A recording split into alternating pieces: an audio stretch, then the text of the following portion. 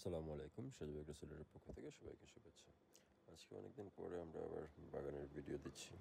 এখানে ভিডিও দেখে মনে হচ্ছে আসলে ঘাস আর ঘাস, কিন্তু আমরা যদি একটু জুম করে দেখাই তাহলে দেখা যাবে যে আসলে আমাদের এটা সিমের প্লট, যেটা আগাম হচ্ছে না, সেমি আগাম হবে।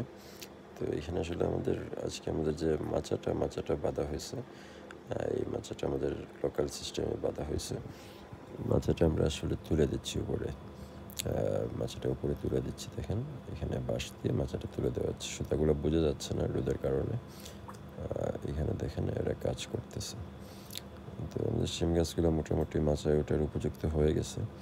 আশা করতেছি আমরা মাসখানেকের ভিতরে ফসল সংগ্রহ করতে পারবো।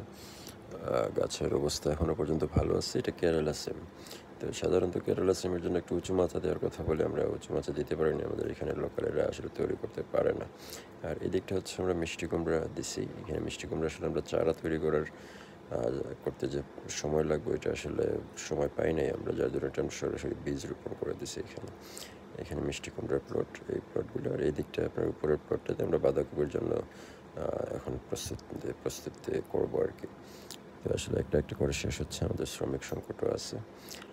এই হচ্ছে, আর বাদ বাকিটা আল্লাহ ভরসা। ওয়েদারও একটু ডিফিকাল্ট সিচুয়েশন এখন। সবাই সজীবের জন্য দোয়া করবেন, ভালো থাকবেন, সুস্থ থাকবেন।